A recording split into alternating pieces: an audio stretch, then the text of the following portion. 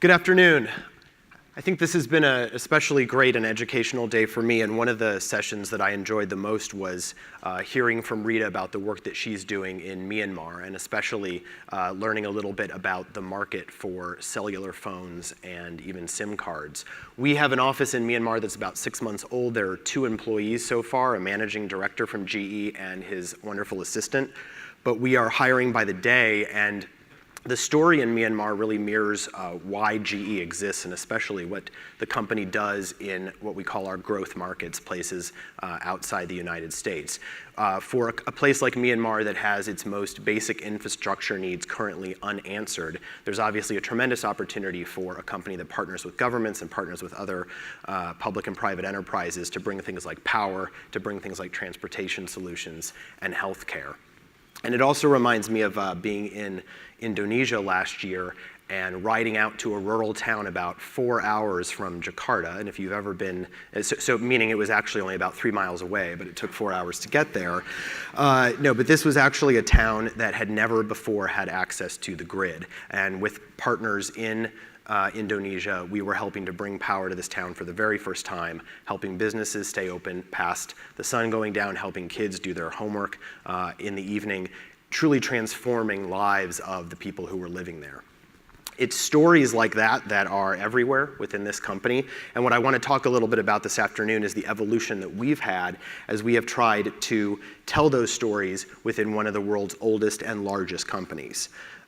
Over the past 18 months, we've really been on a journey to reinvent ourselves, not just as a mass advertiser, but as a publishing house for great, high-quality content, telling stories of wow, like a town getting power for the first time with new partners and on new platforms. We like to say that we're the world's oldest startup, which is a term that's meant to mean that our 130-year history hasn't been an accident, but is actually the result of change, evolution, and increasingly nimbleness when it comes to marketing and media. We like to say we're a brand in motion, moving as fast as the technology and innovation at the heart of our business. And it's certainly one reason that Asia is so interesting to us, both in terms of our business and our media activities. And I thought it was a good topic given the theme of this conference and of course what we're all facing and what the conversation has been about today. Suddenly, advertising is no longer seen as agile enough and we all have to be in the content game. So what exactly is content marketing? Certainly it's the phrase of the moment. We've heard about it from the speakers just before me. And at GE, we suspect it's a little bit of all of these things. Essentially a push beyond ads to a new way of telling stories and ensuring they're seen by not necessarily more elusive audiences, but those who have the power to filter what they want to hear and what they want to consume in a way that they've never had before.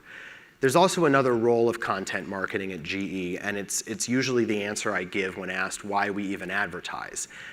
We are a B2B company. We haven't figured out how to sell jet engines online yet. And so at the end of the day, there is obviously a fairly small subset of people who are in the market for our products. But when you are 130 years old, when you're 320,000 employees, and everything that comes with that, we want to be seen as accessible and relatable. We want to try to tell the amazing stories of technology that are at the core of the company, and so we really believe that content marketing is a way to humanize the brand. It also makes economic sense because, as we just heard from Scott, great content travels and it finds audiences, and so it can amplify the conversation far beyond whatever we could possibly put behind it in terms of a paid play.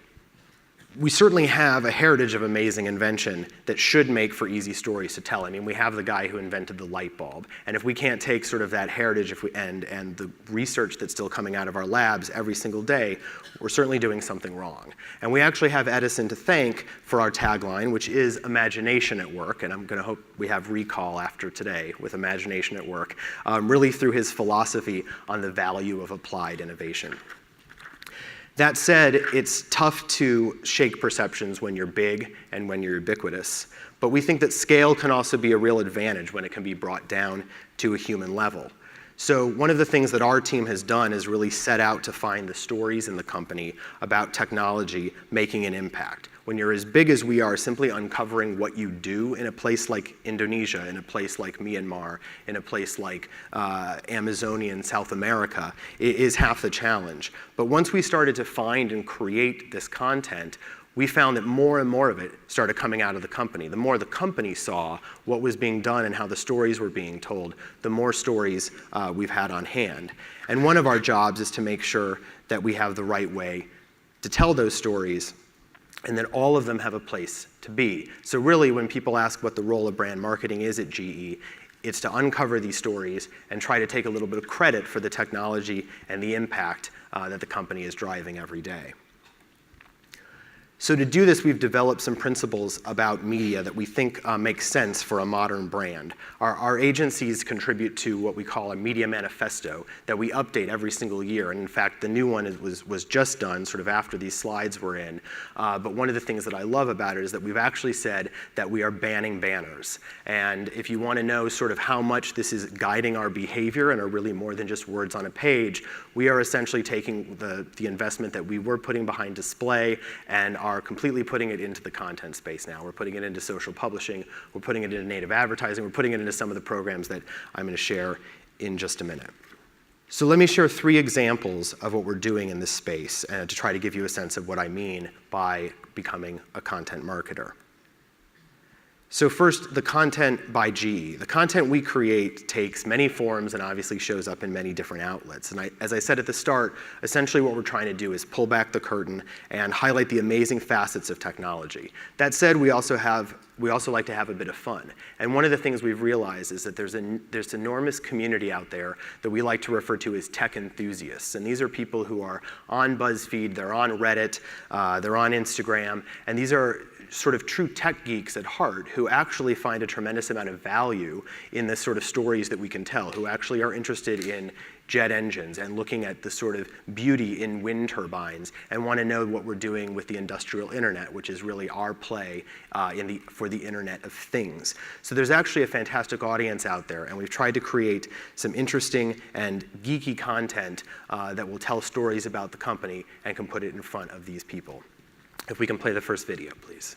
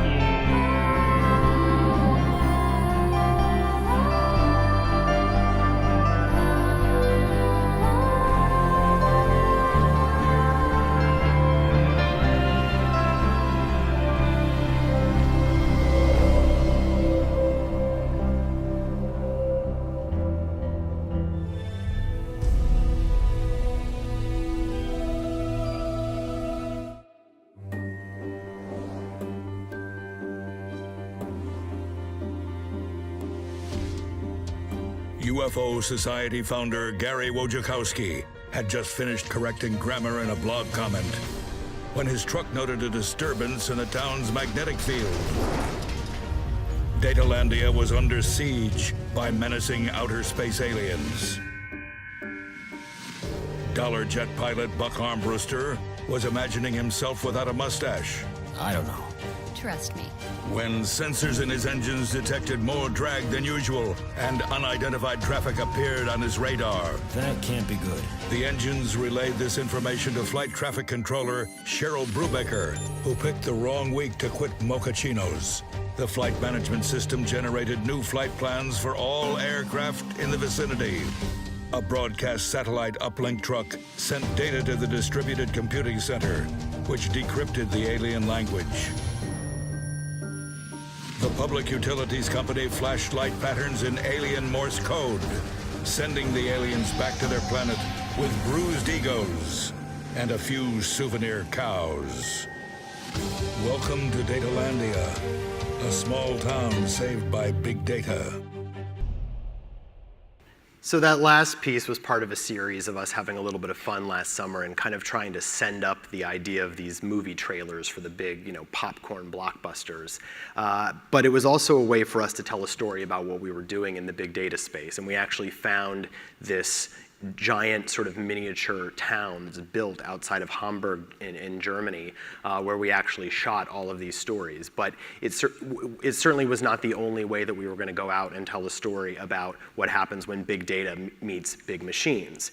Our chief economist wrote a 100-page white paper on the topic, which I'd be happy to send anybody who's interested. I can also send you the links to the other Datalandia episodes. So clearly it's about knowing your audience and having enough topics to flex in interesting ways so you can create content that's going to be more suitable for some versus others. So, of course, everybody creates content about themselves, and probably where content marketing is the closest to what we would think of as conventional advertising. The second approach we've taken is really having others create content about the themes and industries in which GE operates.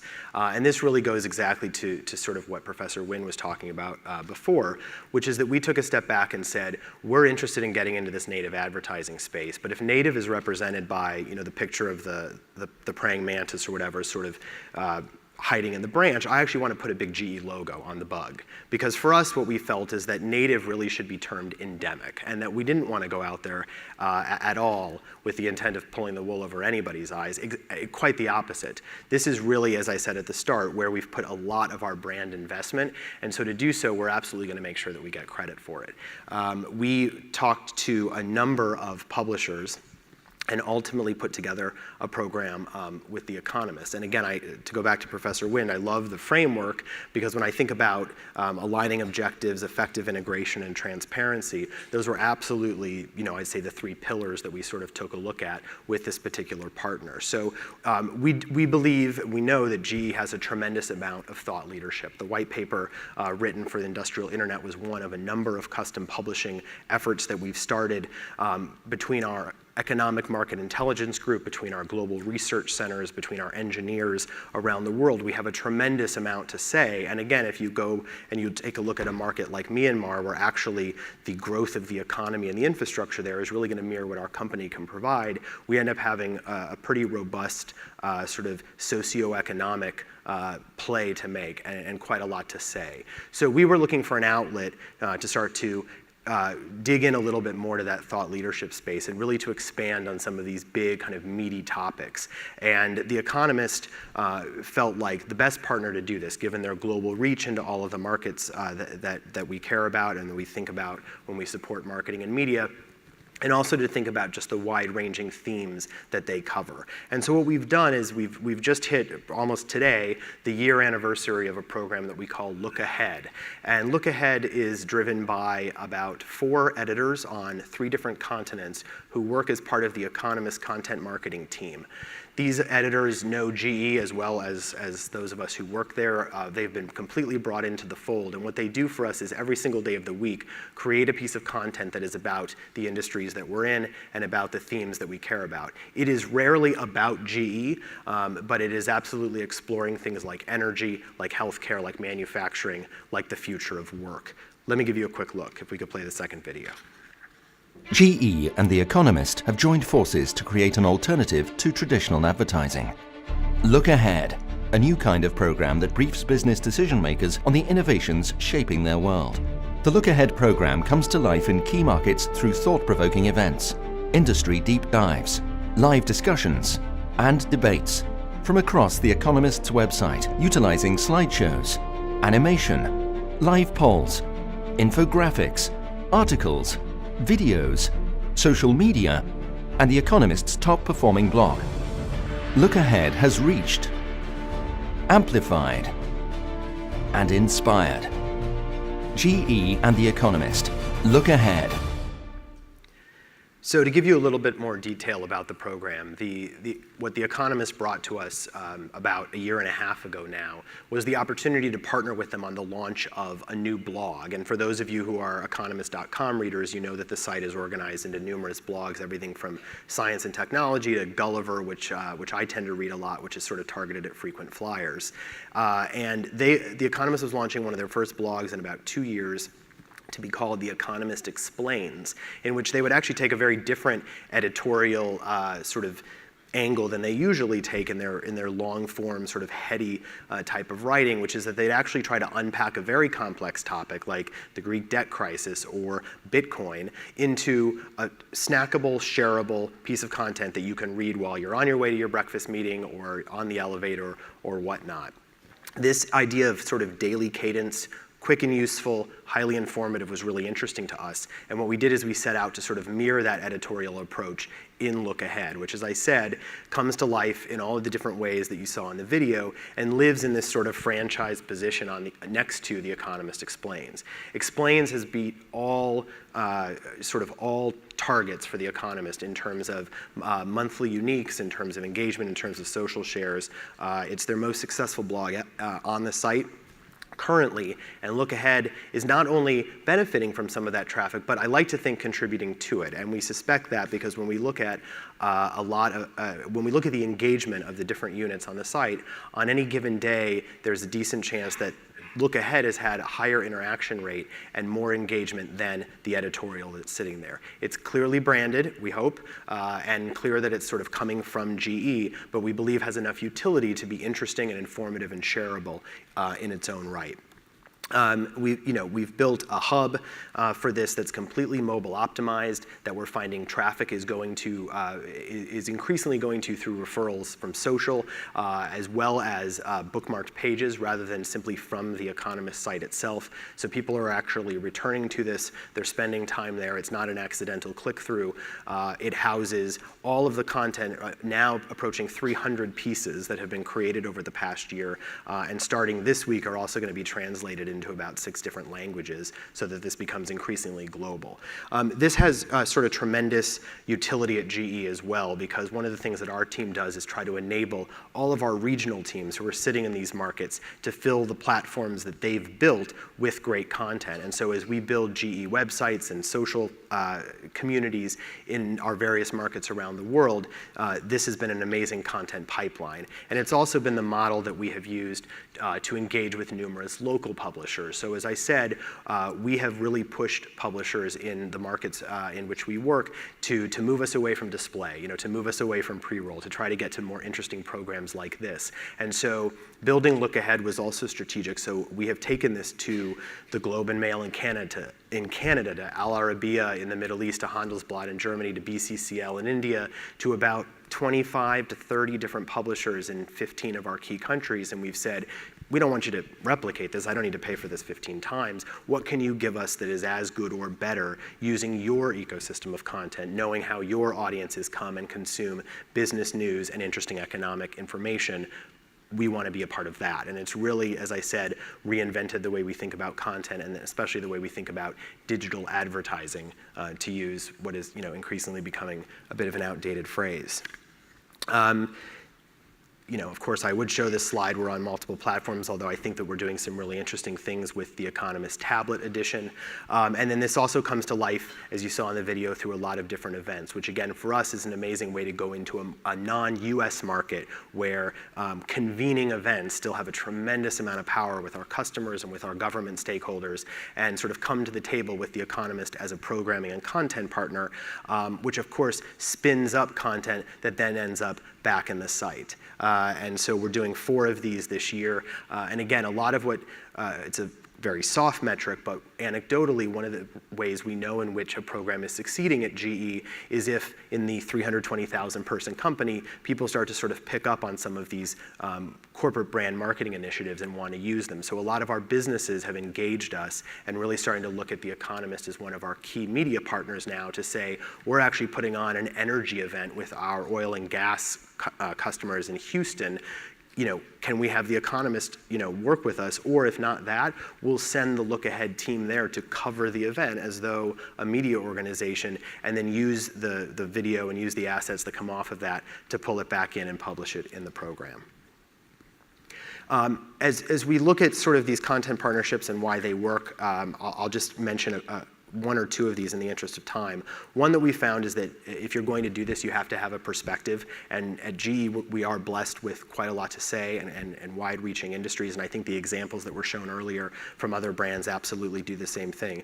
And you absolutely have to have perseverance. The amount of work and time that goes into structuring these programs is only the beginning, because once you press go and you're a publisher, you're sort of learning as a brand what the media owners will tell you they've been doing, really their whole life, which is you have to fill a constant pipeline. And it has to be quality, and it has to be great, and it has to succeed. And so that's really where the work begins.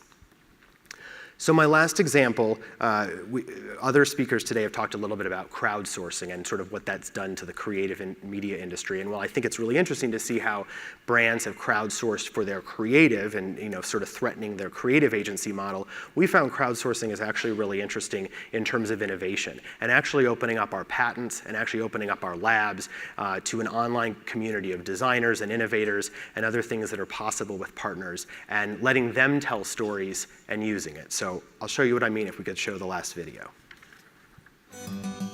New ideas can come from anywhere. We just have to be open to them. Openness leads to inventiveness and usefulness. It means giving the right challenges to the right community with the right platform to get to the right place. It means new ways forward, like open partnerships. GE partnered with Quirky to inspire new inventions using GE patents and the internet, like a tray that tells you when to buy eggs. And open platforms.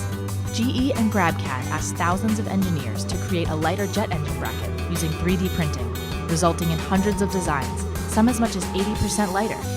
And open challenges. GE and Kaggle challenged developers and data scientists to reduce air traffic delays. The winner improved arrival time estimates by as much as 40%. When solving problems isn't a job for one person to manage, but an opportunity for a community to embrace. That's what it means to open the door and invite others in. Quickly, how many people have heard of Quirky? A few.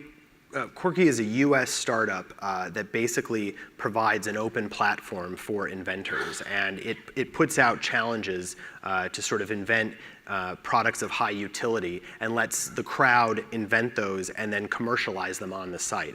Since we did this video, GE has actually taken an equity position in the company, and the partnership you saw there is actually just the start of what we're going to be doing with Quirky. We're opening up a bunch of patents that we hold to see how designers can improve upon them, and working with Quirky to actually commercialize those both through e-commerce as well as through some of the major retailers, so far just in the US.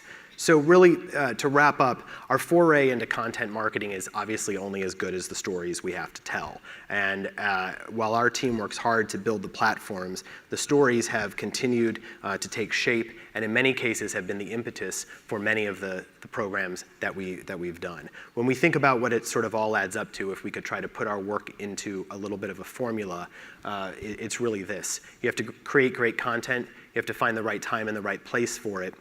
You have to add a little bit of amp through what you can do with earned. And what we believe is that it ultimately allows GE to shout a lot louder than we spend. So thank you very much for your attention at the very end of a long day. And I'll take any questions in our last minute and a half. Thank you. Thank you, Jason Hill. Do we have any questions? Imagination at work. Do you find that your content marketers are about as imaginative as your engineers? I think it's one of the reasons for being for our group. We feel like if we're going to say that we're one of the most sort of innovative and tech-forward companies when it comes to our products, we think marketing is a way to prove that out. Absolutely. All right. Any questions? Otherwise, we will let Jason go. Another round of applause, please, for Jason Hill from GE.